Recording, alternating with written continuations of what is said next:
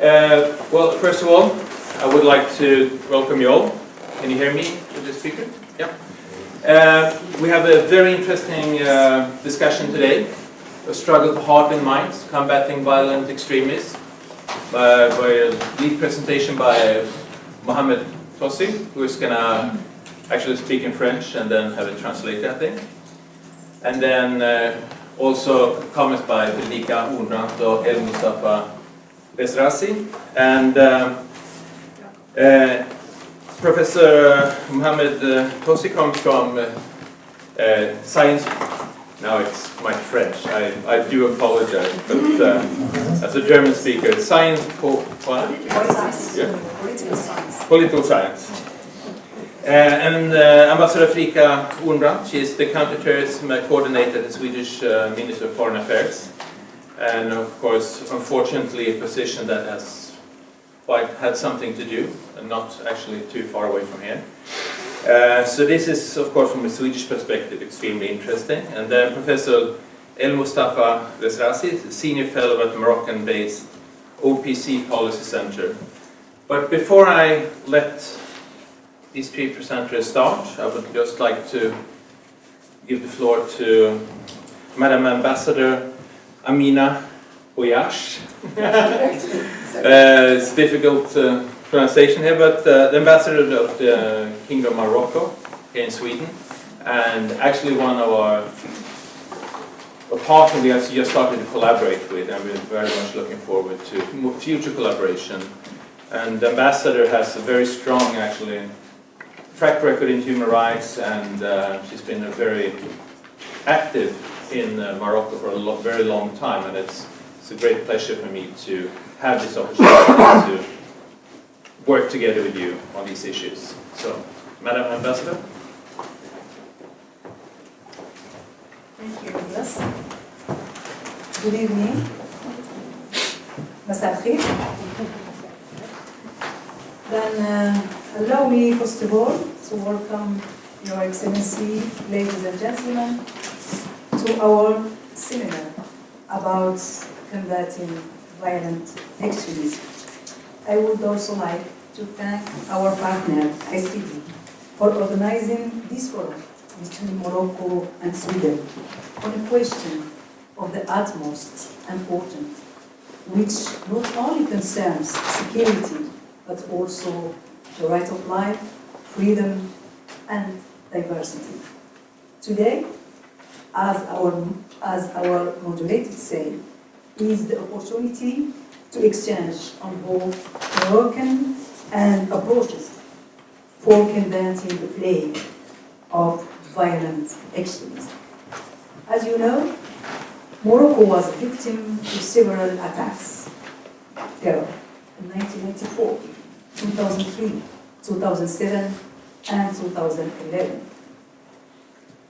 The deadliest terror attacks, that's of 2003 in Casablanca, took the country by surprise and targeted at the same time 4 highly symbolic locations of 13 centuries of Morocco's history of religious and cultural diversity.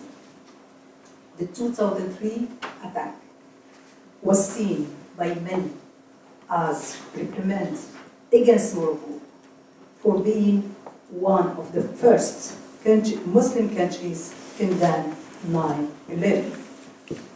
After the attack, the voices of condemnation and indignation rose, and we saw unified movements in our society calling for the protection of life, diversity, and cultural wealth of our country.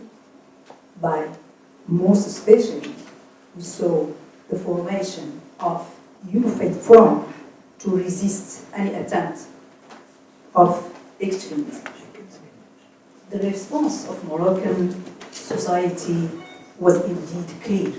Its commitment with democracy and human rights, especially women's rights, was in moves.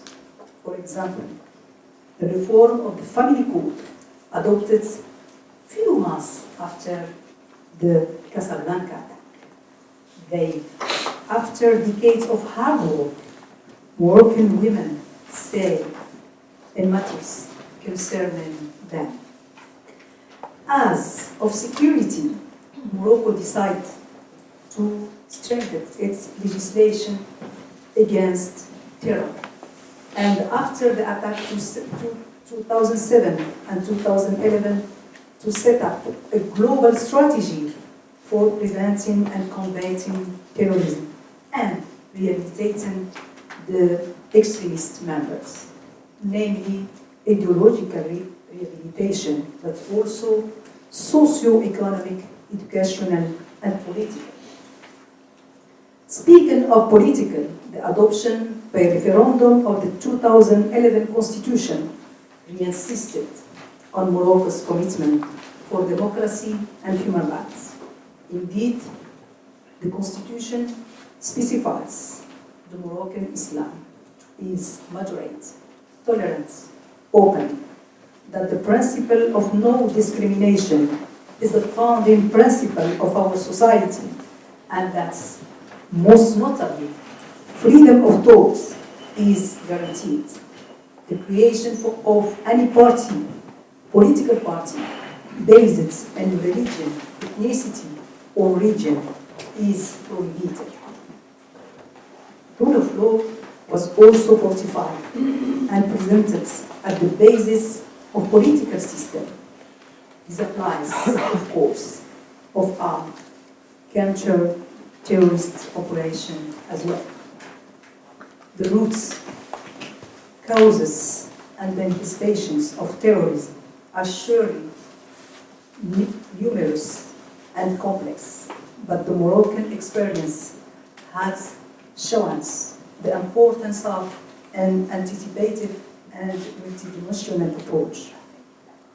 Are the terror attacks committed, whether in France, Morocco, Tunisia, Egypt, Saudi Arabia, Sweden, Belgium, Kenya, Lebanon, Iran, Pakistan, Afghanistan, United States, Iraq, anywhere, have the same objective: to infringe the rights of life.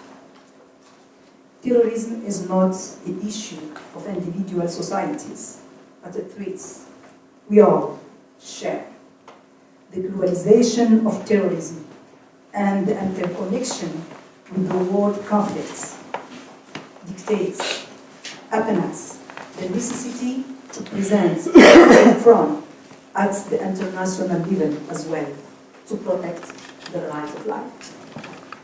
Please join me in thanking Her Excellency Fredrika Ornbrant, Mr. Tozy, Mohamed, and Rezrazi Mostafa from Morocco, and our moderator, Niklas, for accepting to be with us today for this important action. Thank you very much.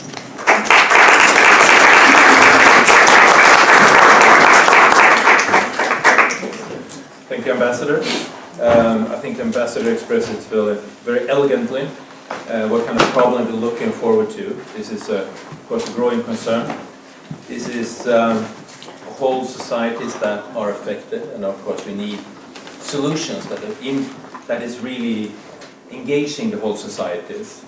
And of course this is going to be extremely interesting to figure out how we see each other, what the American experience is, what we can learn from it, but also what the Swedish experience is, what we can learn from it, and where we can find collaboration points. And but these are complex problems, and there's complex solutions. And of course, we're not going to walk away from here with a solution. If we have that, I think we all can go and pick up a Nobel Prize in Oslo. But those engagements are extremely important. A few ground rules before we start. We will have 3 presentations. I will hopefully ask a few questions. Then I will open up for questions from the audience and a bit of discussion. I want everyone to identify themselves, who you are, who is asking the question, and please keep it to a question, not a lecture. And keep it to the topic.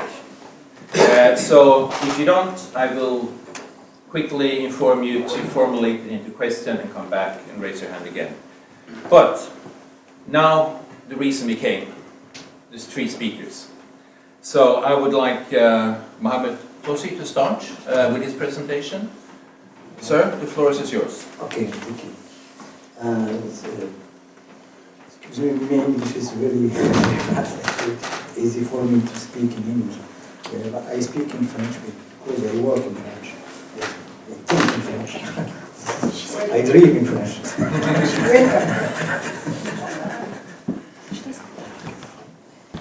Donc je vais laisser ce difficile travail à Madame Niklas. Alors, juste avant de... Je crois que j'ai pris une quinzaine de minutes. Avec la traduction, ça fait une douzaine de minutes, une dizaine de minutes. Donc, je vais être assez rapide et juste peut-être faire une première remarque. C'est moi, je ne me situe pas dans une position de recommandation. Je suis un chercheur d'abord et donc je réfléchis sur le long terme, long time. Donc j'ai commencé à travailler sur cette question exactement en 1979. Donc je suis vieux sur cette question. Et donc la première remarque, c'est qu'on est face à une question complexe, extrêmement complexe, qui interpelle beaucoup de facteurs. Il y a des facteurs qui sont liés à l'évolution historique des sociétés musulmanes et à l'incapacité de sortir, d'assumer la sécularisation. Parce que les sociétés sont très sécularisées. Et la sécularisation de la pensée n'est pas encore faite dans les pays musulmans. Pour dire bref, les pays musulmans n'ont pas encore connu un Spinoza. Il n'y a pas de Spinoza dans les pays musulmans. Même les candidats Spinoza ont été tous pratiquement massacrés. Toutes les expériences ont été dramatiques pour les gens qui ont essayé de sortir du texte sacré. So, first of all, I do not place myself in a context where I'm going to give recommendations. I'm a researcher and I work in the long term, and I've been working on this issue since 79, so I'm old in that context. And this issue is extremely complex, and we had to go back to the history of Muslim society. And the big problem is that those societies have not progressed towards secularization. And there is no Spinoza in Muslim societies. And everybody that has tried, every Spinoza candidate has been massacred. So it's been very difficult to depart from the sacred texts. Je peux donner des noms de gens qui ont été victimes de cette difficulté à interroger les textes. Hamid Abou Zaid qui est mort en exil, l'Égyptien qui est mort en exil en Hollande, Taha qui était exécuté par le sultan Nimeri et d'autres. Donc c'est un problème extrêmement important. Je vais y revenir en détail, parce que je pense que c'est très important de comprendre les mécanismes par lesquels se construit le radicalisme. Il y a d'autres facteurs qui sont des facteurs beaucoup plus historiques de radicalisation. Le premier facteur, c'est l'idéologisation de la religion. C'est-à-dire que la religion est devenue une idéologie au service des régimes autoritaires. So I could give names of those who've tried to go toward secularization, like L'idéologisation. No. Hamid Abou Zaid. Hamid Abou Zaid from Egypt, who went to exile in the Netherlands, and Mahmoud Taha, Sudan. from Sudan. Mm-hmm. So but I'll get back to details later. And what we need to look at is the history. And La religion est devenue plus une idéologie qu'une religion. So religions have become more ideologies than true religions. Au service des régimes autoritaires. In the service of authoritarian regimes. Et le deuxième grand facteur, c'est un facteur plutôt géopolitique dans ce mouvement de radicalisation qui est perceptible, qu'on peut percevoir quand on fait l'histoire des relations internationales à partir de la première guerre d'Afghanistan. And the second factor is more geopolitical. You can see that when you go back to history and you look at international relations and the first war in Afghanistan. Et c'est ce qui a donné la théorisation par ces régimes politiques, du djihadisme, qui était théorisé par les régimes politiques d'Arabie Saoudite, par les pays, mais d'autres. Et so these political regimes have come up with theories of political jihad. I'm talking about Saudi Arabia, but there are others. Et l'accommodement de cela avec les intérêts de certaines puissances des États-Unis, notamment les États-Unis, dans le combat du communisme. Donc il ne faut pas l'oublier. And they have been accommodated in certain movements, certain combats from against communism, so against amongst other. And I'm thinking of political powers like the United States. Donc avant le 11 septembre, il y avait du bon djihadistes. Before September 11th, there were good jihadists. C'est après le 11 septembre que ce sont devenus de mauvais djihadistes. Donc je pense que la perspective historique, the historic perspective is very important. So it's after the 11th of September that they've become bad jihadists. So the historic perspective is very important. Maintenant, je vais être très rapide sur, et je pense que c'est très important de comprendre, de répondre à la question pourquoi le radicalisme ou la radicalisation ou disons de la religion séduit les jeunes. Parce que c'est ça qui est important. Pourquoi ça séduit les jeunes? Pourquoi? And I'll go straight to an important point. Why does radicalization attract youth? Pourquoi se radicaliser n'a pas très peu de choses à voir avec la pauvreté? Radicalization has very little to do with poverty. Avec l'insertion sociale, même si avec l'insertion sociale, avec le diplôme. There's very little to do with social integration, with diplomas. Bien sûr, quand on voit la population des djihadistes, la grande population des djihadistes, il y a ce qu'on peut appeler des petits gens. Il y a des gens pauvres, oui. Mais les gens qui pensent le djihadisme ne sont pas des petits gens. If you look at the jihadist population, of course you'll see poor people, little people, but the people who really have the jihadist thinking are not little people.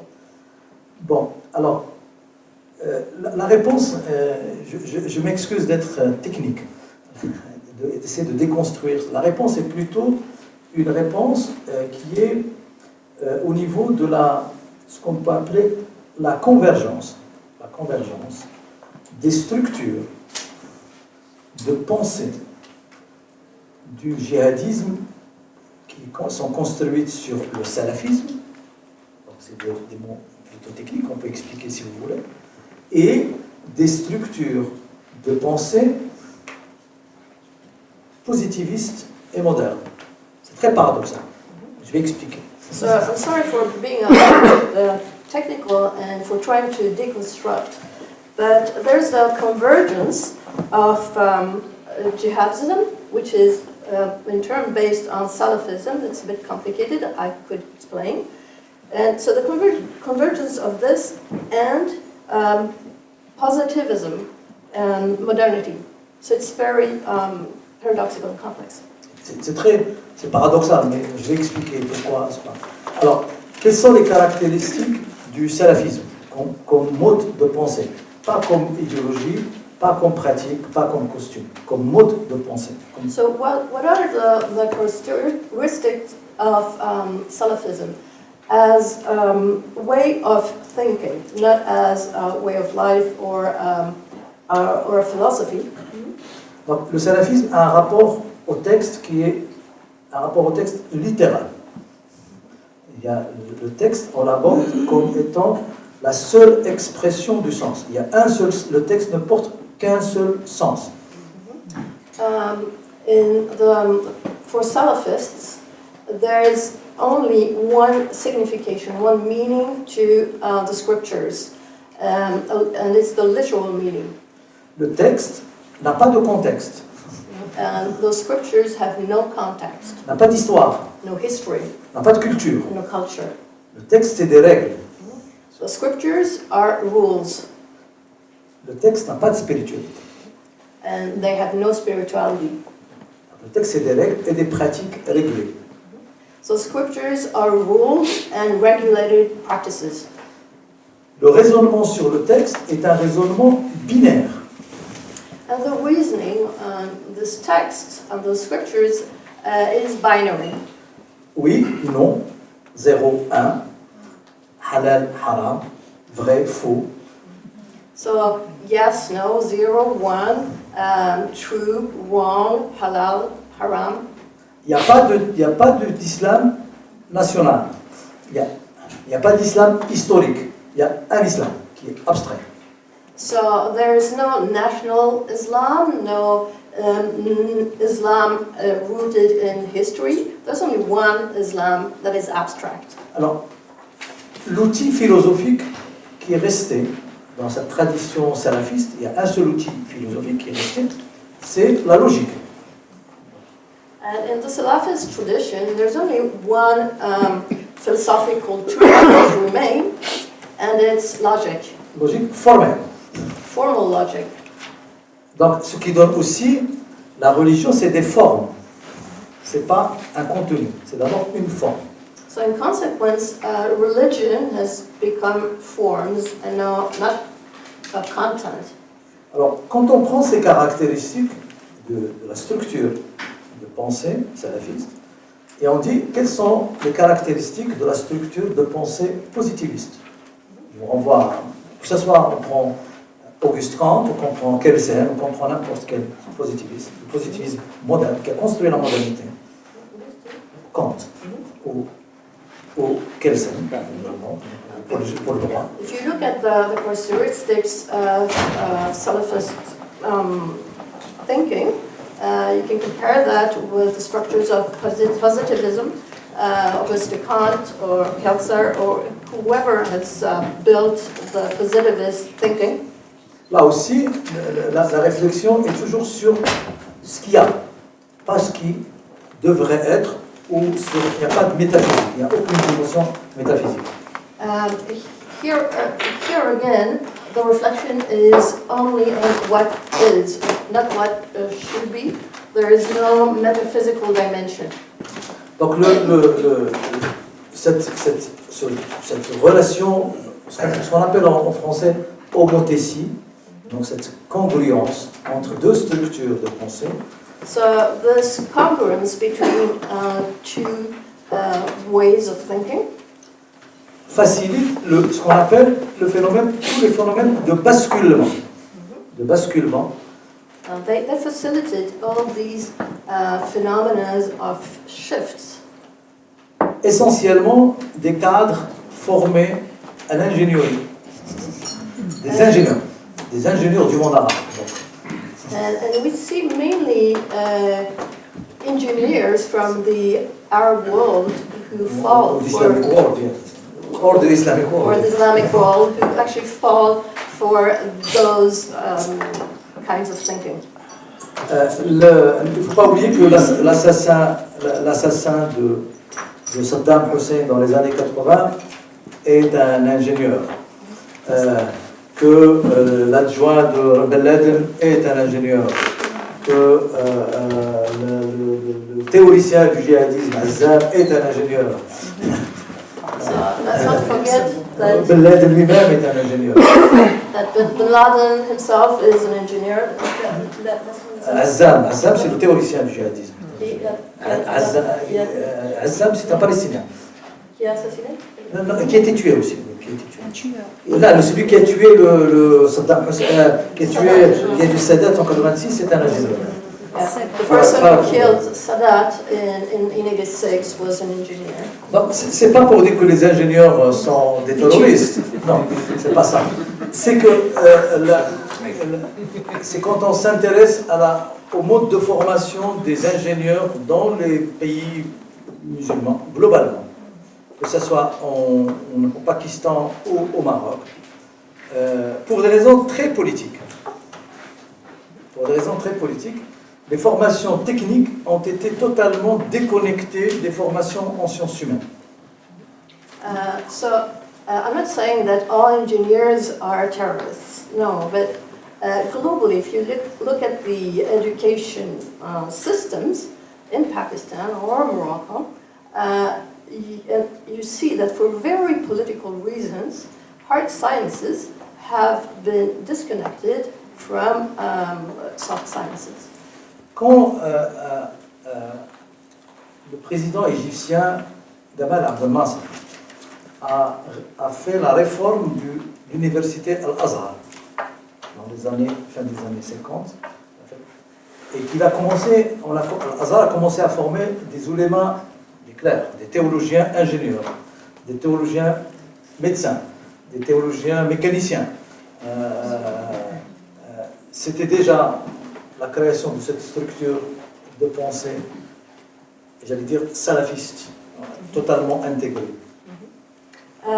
When Nasser, at the end of the 50s, reformed the Al-Azhar University in Egypt, they started to educate theologians that were also engineers or doctors, etc. So this was the beginning of an integrated Salafist thinking. Donc, ça c'est un premier niveau qui est ce qu'on peut appeler les élites, la pensée djihadiste des élites, qui va faciliter ce qu'on peut appeler la globalisation de l'islam.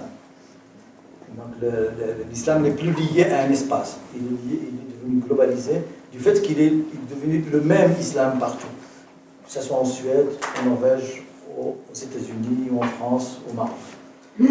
So this is a first level where you have the jihadization of the elite. There is only one Islam. It's not linked to a space, and you have the same Islam in Sweden, Norway, and everywhere else.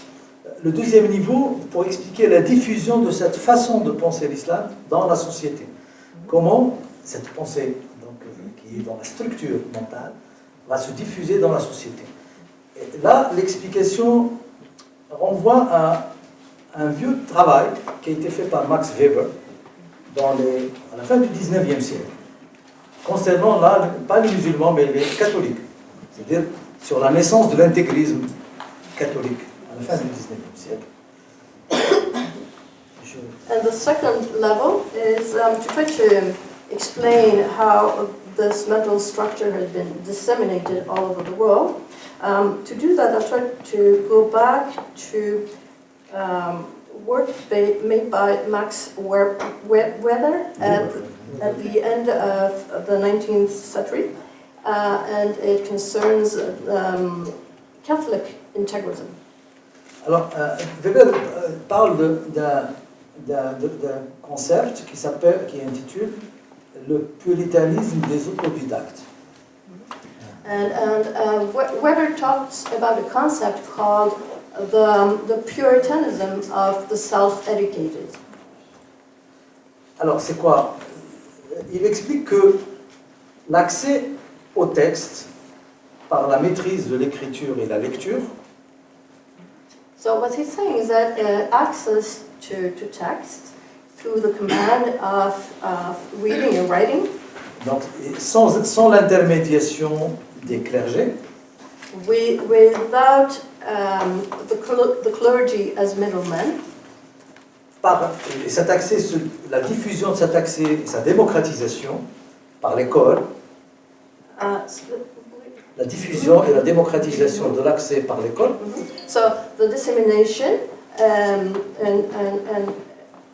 the democratization of this access through school va donner l'occasion à ce que Weber appelle le petit peuple prolétaroïde, c'est très technique, le petit peuple prolétaroïde. Will give the opportunity for what Weber calls the little people, the little proletariat people, de développer un islam conservateur, une religion conservatrice. It will give them the opportunity to develop a conservative religion. Je vais terminer par là. Actuellement, on accède à une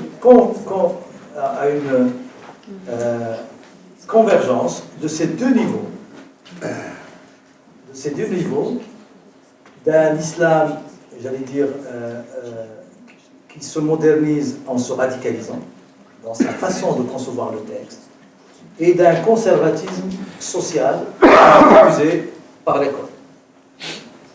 So today we see the convergence of an Islam that is modernizing itself by radicalizing itself because it chooses a literal interpretation of the scripture, and this is converging with social conservatism. Alors, la solution, et je vais être très rapide, passe par un combat d'abord idéologique. And the solution is through an ideological combat. La réforme de l'école, Schools need to. la réforme des médias et la guerre des contenus dans le net. So, school reforms, media reform, and a fight against media contents. Voilà, merci. Thank you.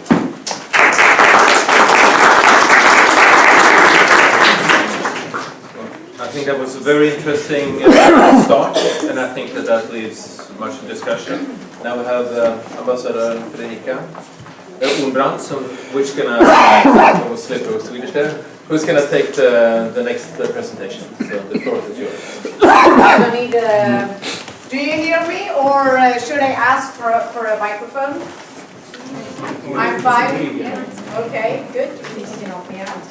If anybody doesn't hear, just raise your hand and we'll pass on a microphone. Well, first I would like to thank especially the ambassador, Amina, for inviting me to this exciting event. Of course, for a Swede and for a counterterrorism coordinator who happens to live in a country which is very much secularized. It was so interesting to listen to you, Professor Tozy, and I really look forward to the discussion that we will have together with our different perspectives, because that's really what's needed when we're talking about preventing and countering violent extremism.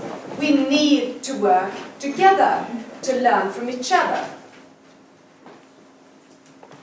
On the 7th April last year, in 2017, a truck turned to the left on Adolf Fredriks kyrkogatan, drove down into the pedestrian street of Drottninggatan. The truck accelerated, the driver accelerated. He hit one of these limestones that you can see on this pedestrian street before he smashes into the first pedestrian, and then starts to target others. And this awful ride, and you can actually see it on the web if you so wish, not the actual one obviously, comes to an end at Åhléns City, and the rest is history. 5 killed, 18 injured, and many, many more traumatized. Luckily, Rahmat Akilov was arrested within hours. I think the attack started around 3 o'clock, and around 9 he was arrested. And he's now being held in court, and hearings are you're probably all aware about that.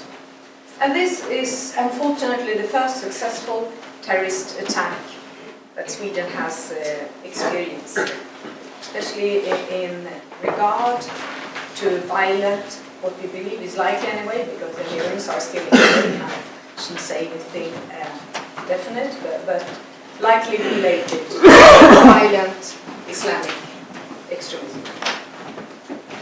Previously, we've experienced some very violent, extreme right-wing organizations. Just go back to the beginning of the 90s. And you can also see what's going on right now in Sweden with the Nordic resistance movement. But I'm not going to talk about that today, even though that in some way these two extremes tend to nurture each other. And sometimes I think it would be interesting to have a discussion about that.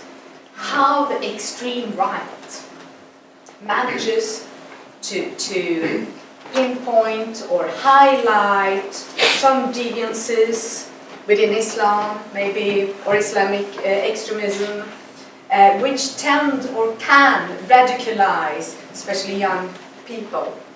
So there is some kind of a link there, but I'm not going to talk about that today. So let's see, I'm going to present a PowerPoint presentation and then talk a little bit about the Swedish experience and what measures we have taken in order to prevent and counter terrorism in our country. Because it's quite a recent phenomenon that we see here in Sweden, that we see that people are radicalized into Islamist extremism. We haven't seen that before. First, the definition of terrorism. What is this? This is a Swedish definition because there is not one international definition of terrorism. We've been negotiating in the United Nations for an international convention on counterterrorism, but we haven't succeeded, mainly because we can't agree to a common or a joint definition of terrorism. And I think it's unlikely that we will get there anytime soon. Anyway, you see the Swedish definition is to be convicted of a terrorist offense. We have to prove that a person committed that act might seriously damage a country or an international organization, had the intent to first, seriously intimidate a population or a group. Second, unduly compel a government or an international organization to perform or abstain from performing an act. Or seriously destabilize or destroy the fundamental political, constitutional, economic or social structures of a country or an international organization. So, what does the terrorist threat in Sweden look like? Well, according to the Security Service, I don't know if you've read their annual report, maybe not. The threat in Sweden stems mainly from violence promoted by an extreme form of Islamism or Al-Qaeda related extremism. And Sweden is not particularly exposed to this threat compared to other countries, but there have been references to Sweden in Daesh propaganda. We also have around 300 Swedes or Swedish nationals that has been going down to Syria and Iraq to join Daesh. And this was especially true back in 2014, which was a peak of Swedes leaving for the so-called caliphate. Out of the 300, around half of them have come back to Sweden, 50 have deceased, and the rest remains probably in Syria and Iraq. But of course we don't know, and in light of the development, it's very difficult to say whether or not that figure is still accurate. It's important to say that this figure does not include children, but women. So men and women left for the so-called caliphate. I think the figure for women was around 24% of this group were women. Obviously, the returnees, the ones that returned to Sweden, and most of them returned 2015. They remain a threat to Sweden. At least some of them might be a threat to Sweden. Because an individual that has fighting experience does not only have an intent, might have an intent, which is quite high, but also capability to undertake, maybe I say, a terrorist attack. So we have to keep a track on certain individuals, not all of them, because it really depends on the individual situation. Why did they leave for the first place? Why did they return to Sweden? Maybe because of war fatigue. Maybe the so-called caliphate wasn't really delivering what they expected. So there's a number of different parameters to take into consideration before saying which one of them could be a potential terrorist or undertake a terrorist crime or not. And in addition to the returnees, this is also said in the Security Service annual report, there are around 2,000 people of interest. So how do we meet this potential threat in Sweden? Well, in 2014, we appointed a national coordinator to safeguard democracy against violent extremism. And that includes right-wing extremism as well as Islamic extremism. So they were both included in the national coordinator's assignment. The coordinator met with almost all the municipalities to raise awareness on violent extremism. She organized workshops, seminars, supported research studies, etc. So she did do a lot of things, which is kind of necessary in order to prevent violent extremism. For example, she had a reference group, which I found very useful myself, where she gathered all relevant agencies and authorities to have a discussion on what we were doing within our respective field on preventing terrorism. Because her term ended last year. So before leaving, she gave some conclusions to the government.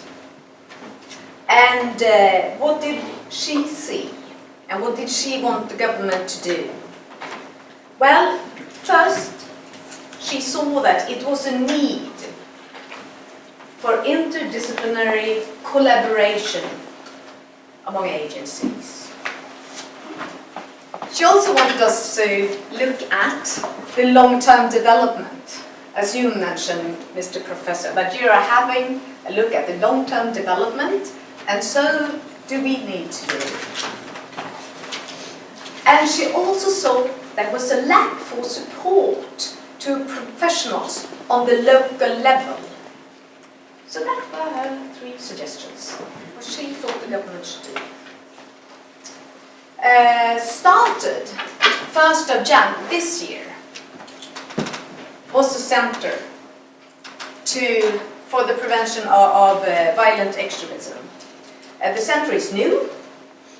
They yet has to appoint a director or a head for the center. Right now, Anna Lekvall is in charge of the center, but we will see what happens in the future. And the center's main task is to increase knowledge-based work on prevention at the national level, regional level, and local level. And that's also in line with the suggestions by the previous national coordinator.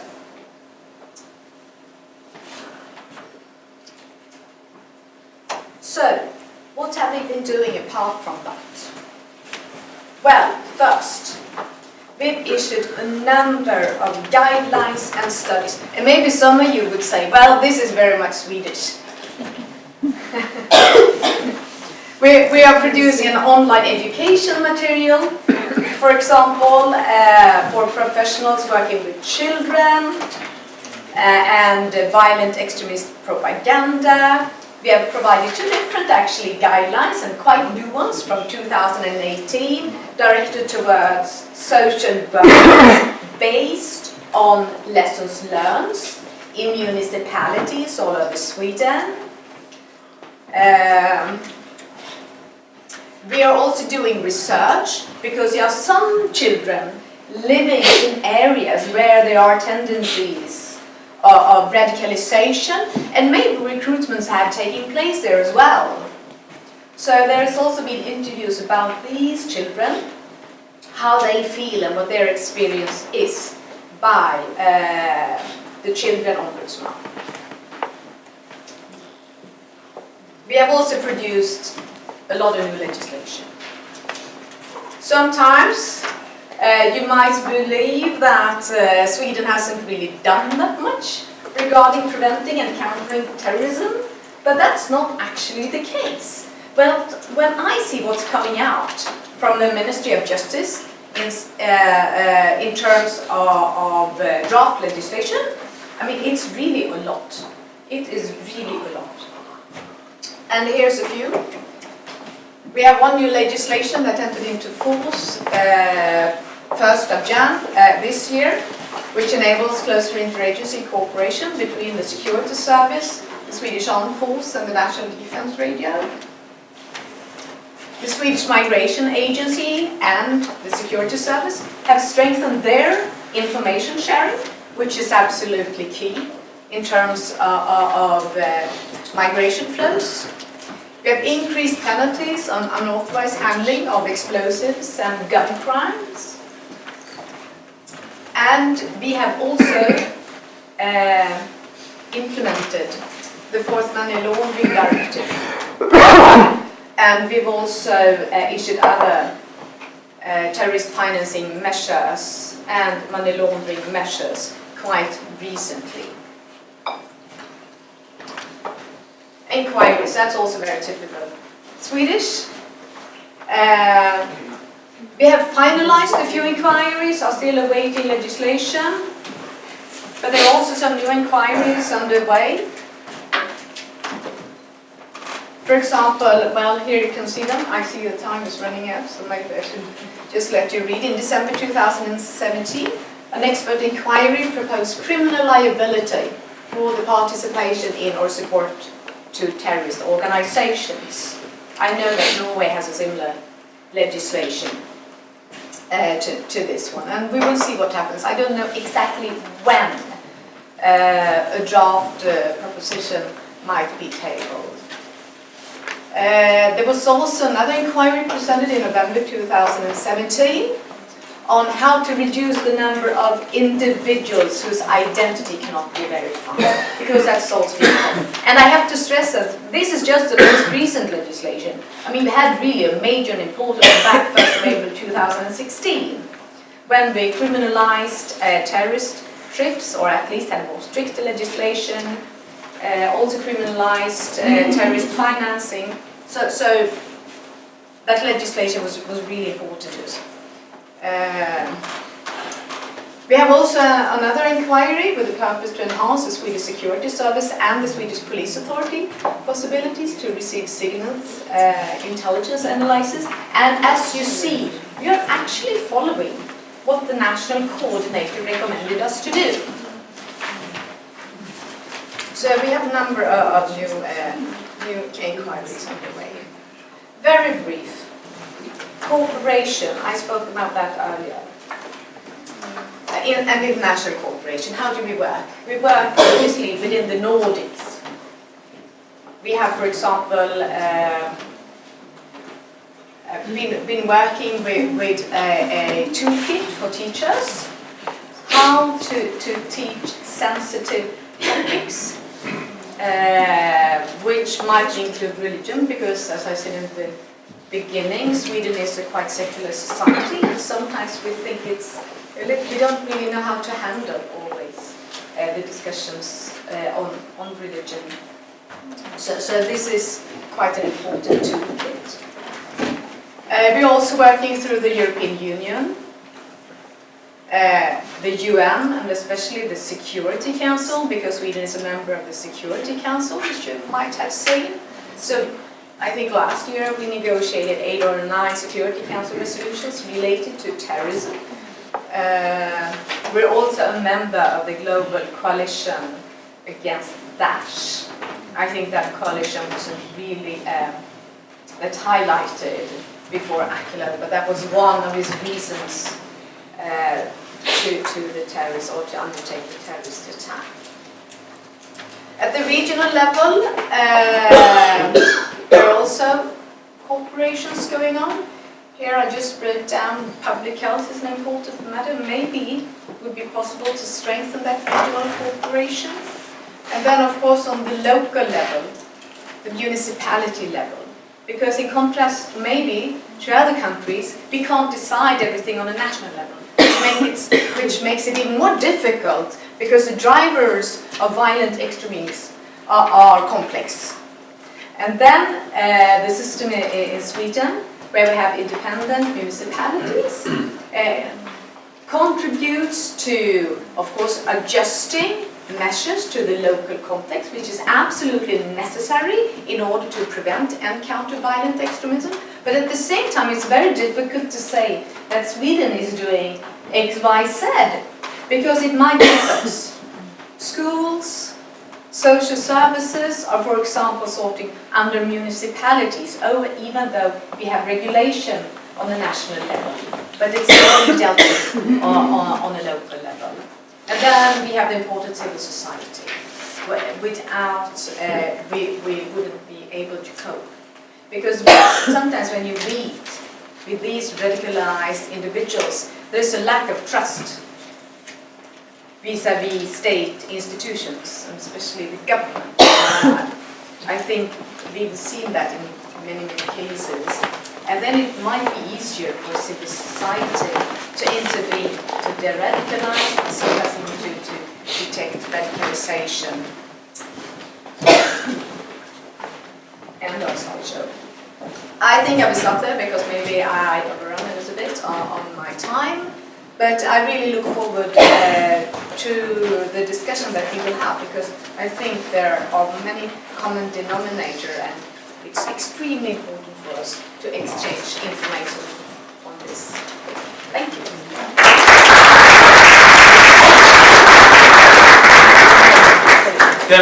Then we also had a final speaker, Mostafa Rezrazi, and he, as me, is not a French speaker, so he will do it in English as well.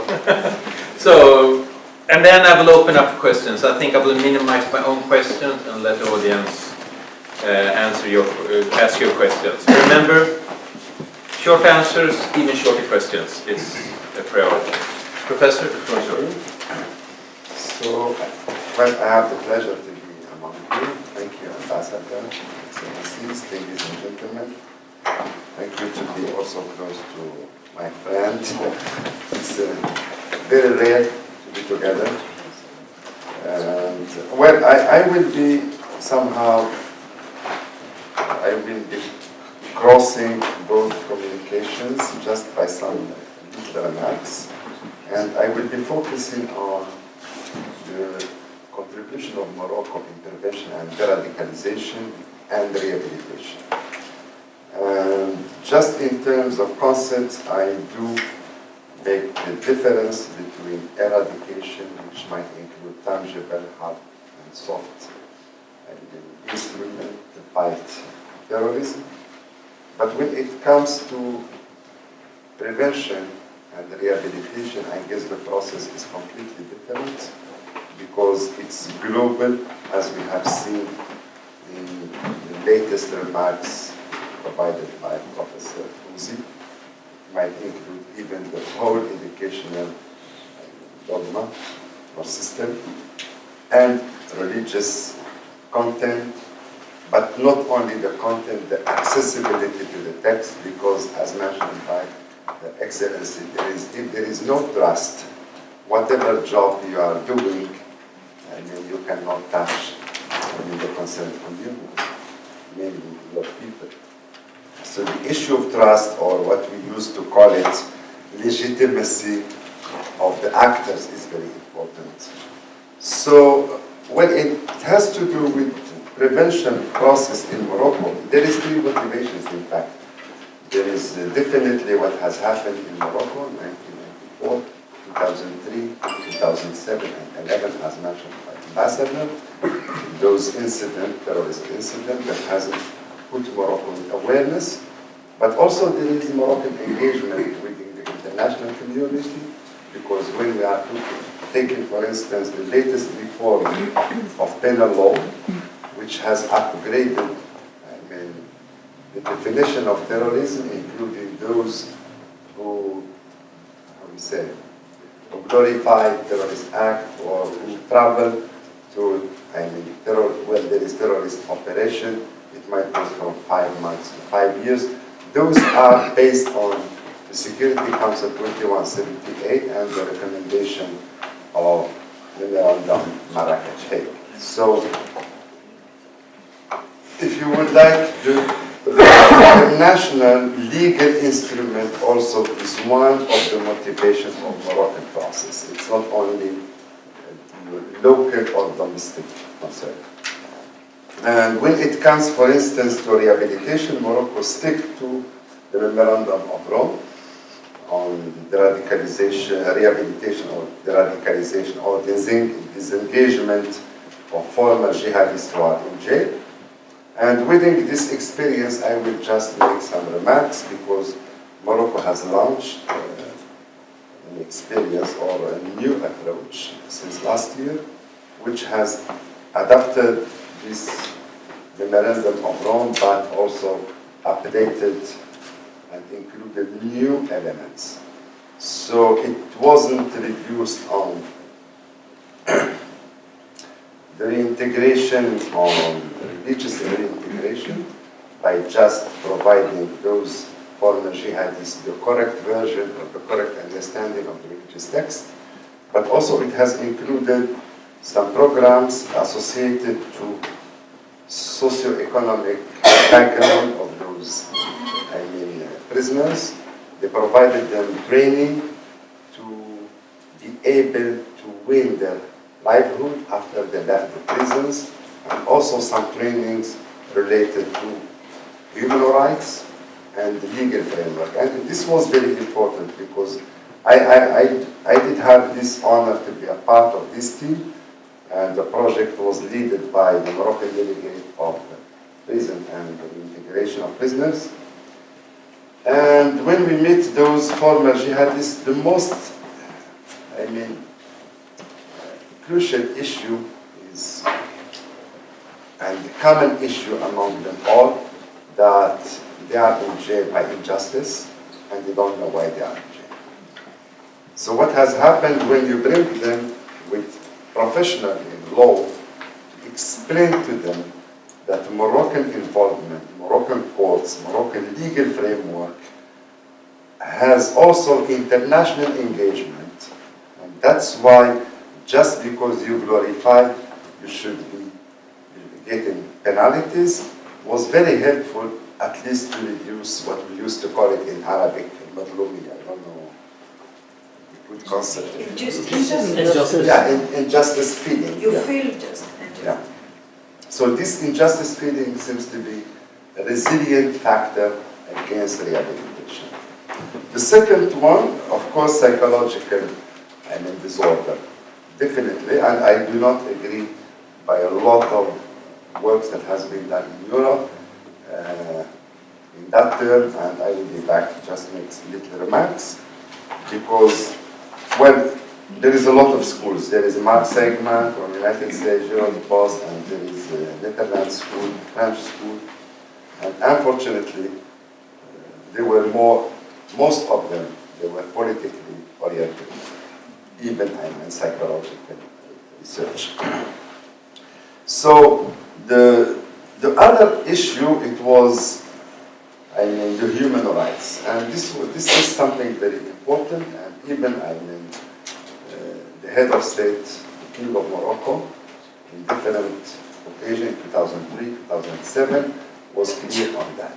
So whatever the prisoners is acting wrongfully against the law, he is getting his jail, but he did not lose his citizenship.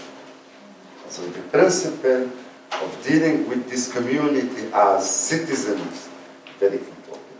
And this is very crucial, because last November I did have the chance to be invited by the Security Council, and I met the representative of Sweden, and we did have a very interesting debate, because what is going on today in UK, in some NGOs from Tunisia and Egypt, some other countries, that are asking for deprivation of nationality from this former jihadists. And they forget, definitely, that Bin Laden became international just when he left Sudan, and Saudi Arabia took from him the nationality.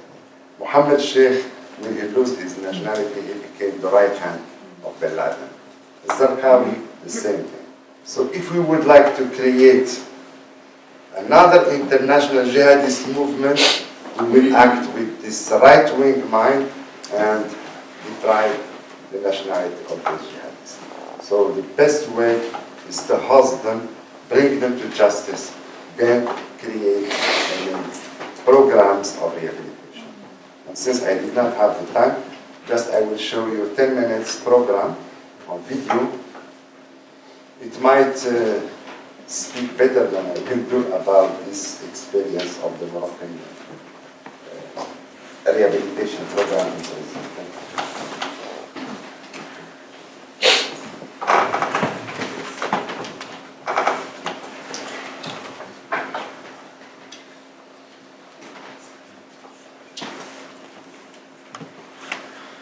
It is not published, it's done in English just for such closed academic meetings.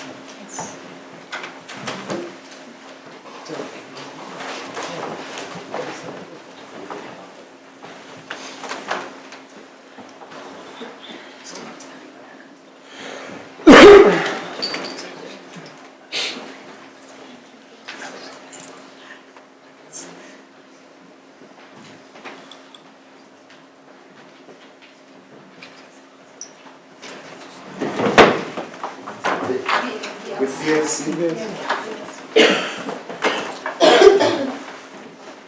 Quick time or?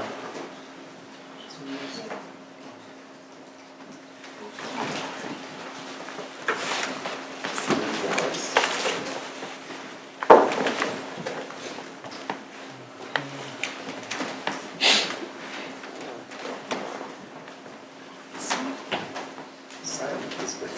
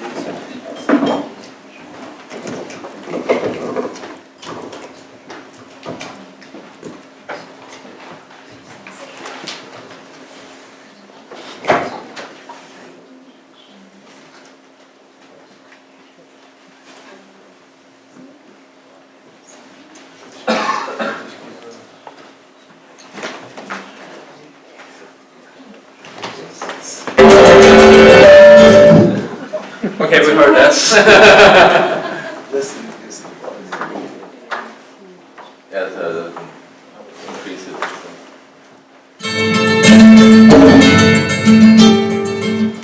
Reconciliation is a program launched by the Penitentiary and Reinsertion Authority to motivate inmates charged with extremism and terrorism. It's quite a unique experience, both nationally and internationally.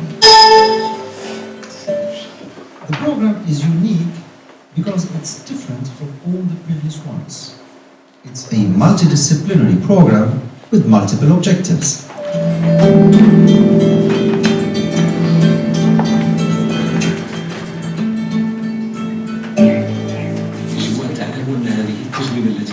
You need to know that this experience is a very unique one, nationally and internationally. Its success is up to you. It shall be a true success through your voices and the heartbeat of your hearts. I believe in a deep sincerity. An experience that has made of its priorities achieving reconciliation between the victims of an extremist ideology and the Holy Scriptures. Your breakthrough comes from the falsification of the myth, the exaggeration of the false interpretation of the ignorant. But the most important need is to look into those who have gotten filled with extremism over their humanity in order to liberate them from the extravagance. Before to consider ourselves as Muslims, we are human beings. On the other hand of religion, there is nature. That makes the Muslim human and global.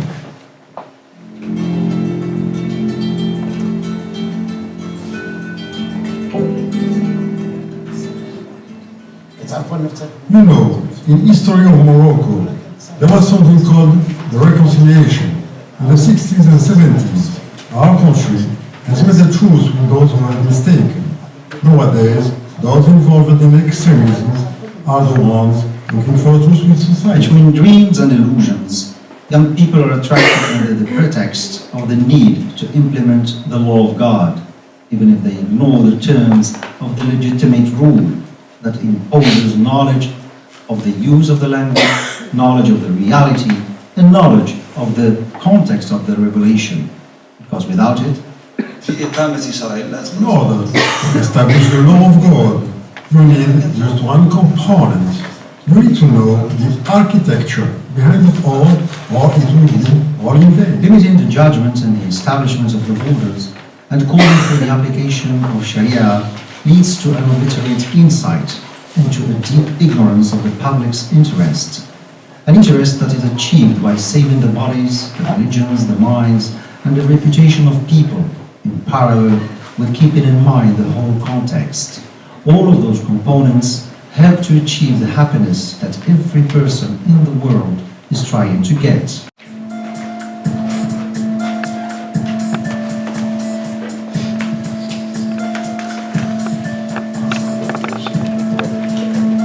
Whoever accuses so easily people of being faithless doesn't get to know God's wisdom.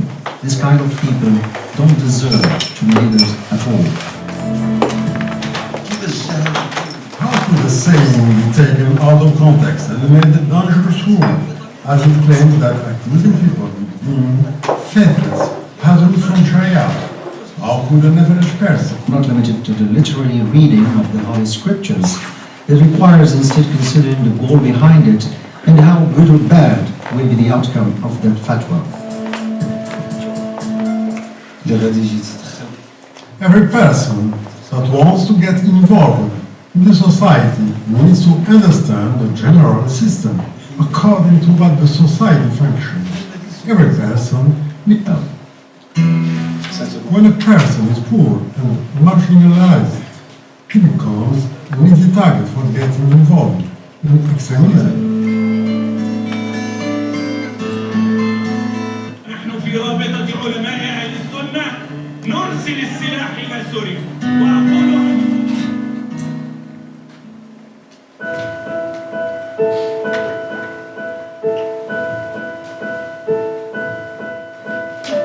The program, Reconciliation, includes counseling and psychological workshops. The workshops are based on smaller gatherings for support, psychological support and discussions. Honesty is such a good and wonderful concept. Let's try to develop that idea, shall we? How can we define the tools on which we can rely on so that the individual does not make a mistake? The sessions included a discussion of concepts as love, hate, guilt, loyalty, redemption, etc. Plus, there was planned private sessions dedicated to professional listening with an expert.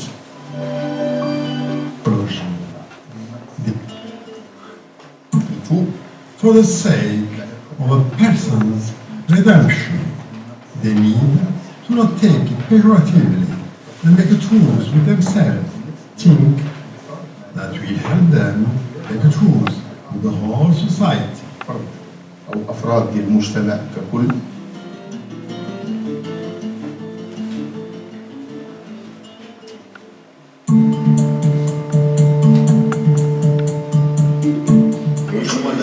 As a team, we work on their personal projects based on several criteria. We work on their education, training, their job, their dreams, etc. Talking about their dreams, some of them have chosen to build their own professional economic project in order to be able to earn their living honestly. Some others have chosen to get involved in social projects in their neighborhood, and they are part of something good by warning other young people around not to repeat the same mistakes they have made. اللي تعود بالنفع على الشباب في المدينه ديالهم باش ما يبقاوش هاد الشباب يطيحوا في الاخطاء اللي طاحوا هما.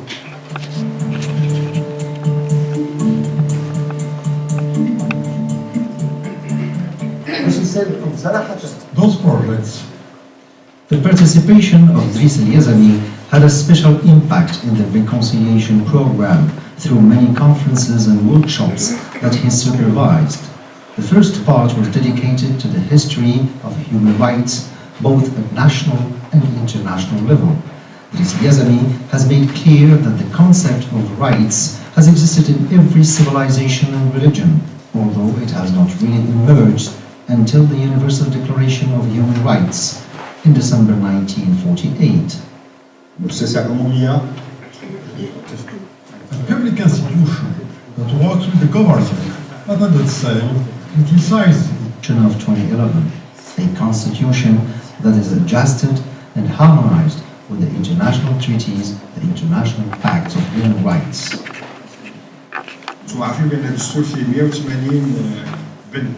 As you know, the Moroccan constitution has got 180 articles.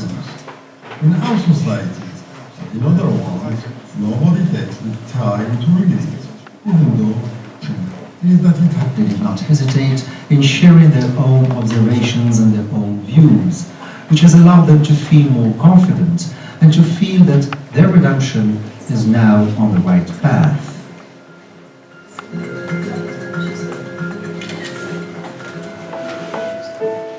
At a legal level, Professor Mostafa has participated with a supplementary presentation in which he has presented the evolution of the law about terrorism nationally, regionally, and internationally. That they have pronounced again. This is a presentation of family victims.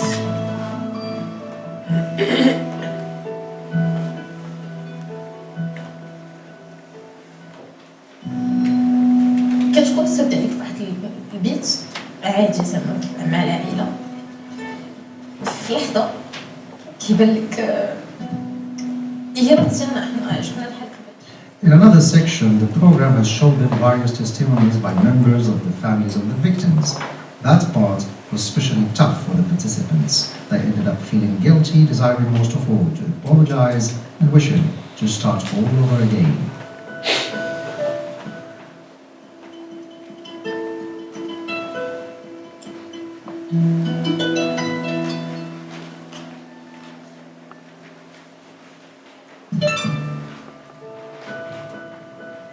After 60 days of hard work, the participants have moved to a new, different exercise called the debate, in which they were able to stand against the extremist speeches in order to fight them and get them destroyed.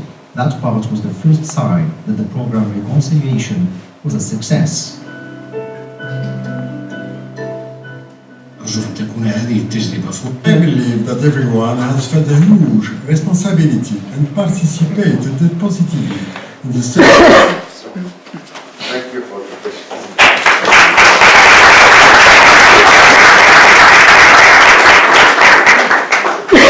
So, I'm gonna actually refrain from asking any questions myself. I'm gonna let the audience come out and, of course, identify who you are. Keep the question short. Have a gentleman over there. Got the lady there, yeah.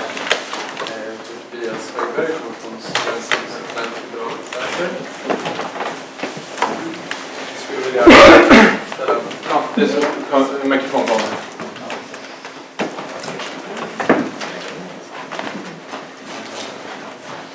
Skulle vilja ställa en fråga till professor Tozy.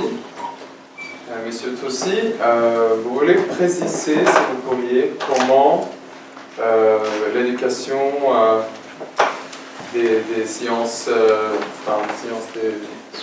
dans les cadres d'ingénieurs sont séparées et politisées dans ces pays musulmans dont vous avez parlé.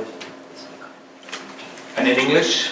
Could you please tell me how the engineering education is sometimes politicized in Muslim countries?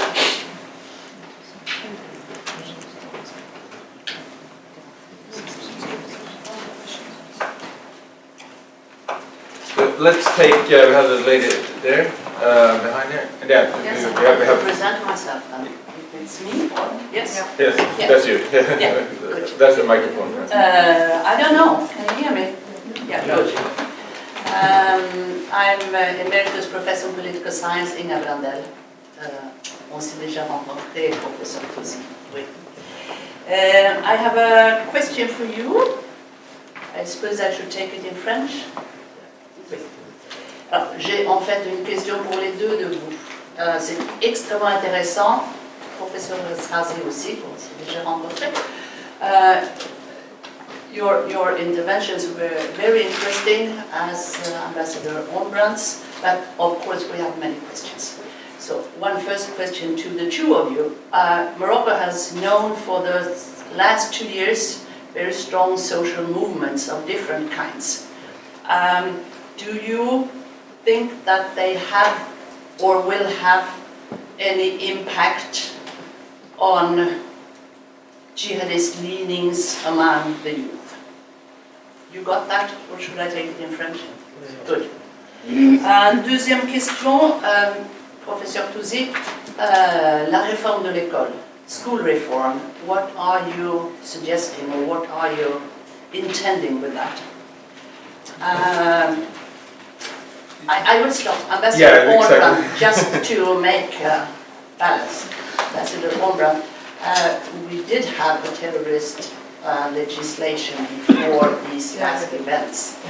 In the 70s and in the 80s, people were detained or assigned for long periods, the Kurds who were at some point suspected of being involved with assassination of Olof Palme. So we are not without history.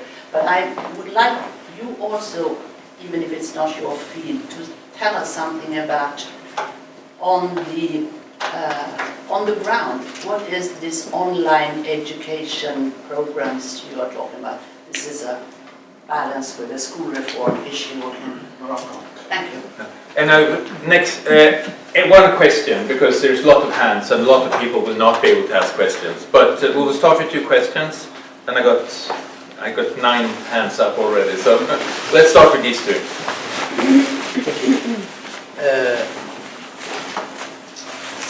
Alors,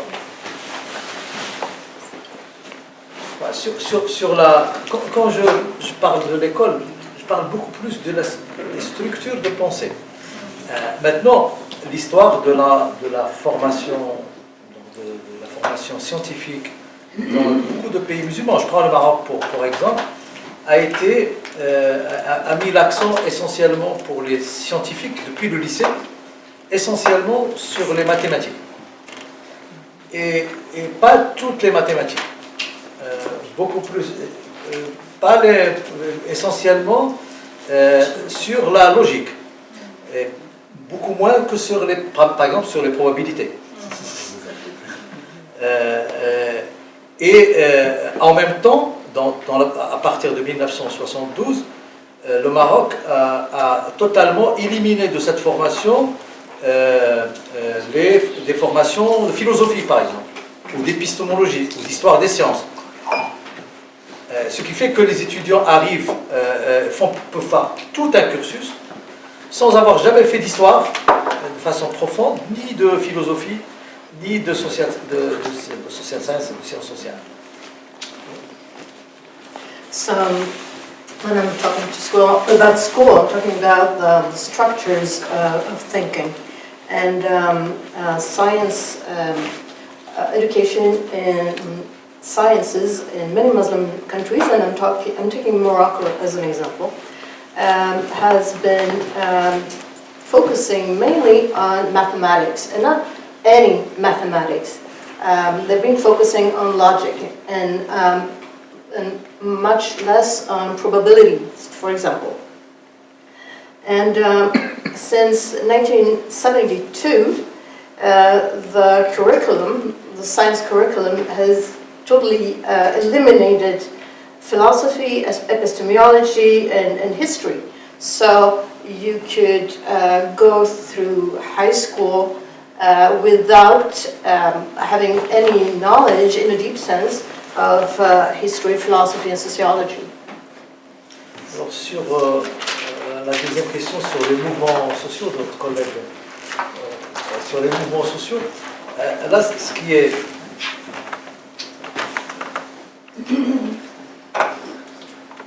sur les mouvements sociaux, ce qui est intéressant, c'est que ils n'ont pas de connotation religieuse. Même quand, par exemple, sur des mouvements, ils sont un peu encadrés par un mouvement religieux, comme la Bouayach, ils refusent de les considérer comme des mouvements religieux. Ils disent que c'est des mouvements civiques. Ce qui est d'ailleurs intéressant. Il ne faut pas oublier que même le printemps arabe, les mouvements religieux étaient contre. Que ce soit les frères musulmans au départ, ou que ce soit les salafistes. Donc c'est pourquoi les régimes souvent sont très tentés d'être très proches de ces mouvements, parce qu'ils pensent qu'ils sont apolitiques. C'est la question très tentée d'être. Enfin, les gouvernements sont très tentés d'être proches des salafistes, parce qu'ils pensent que les salafistes sont apolitiques. D'accord. When it comes to social movements, what's interesting is they have absolutely no religious connotation. Even if some social movements have had the support of that have had the support of an Islamist movement, they still refuse to see them as religious movements, but as civic movements. What's interesting is that governments are very attracted to Salafist movement in the sense that they see them as a political movement. Pour la réforme de l'école, on peut en discuter. So when it comes to school reform, we can discuss that. C'est très long. It's very long.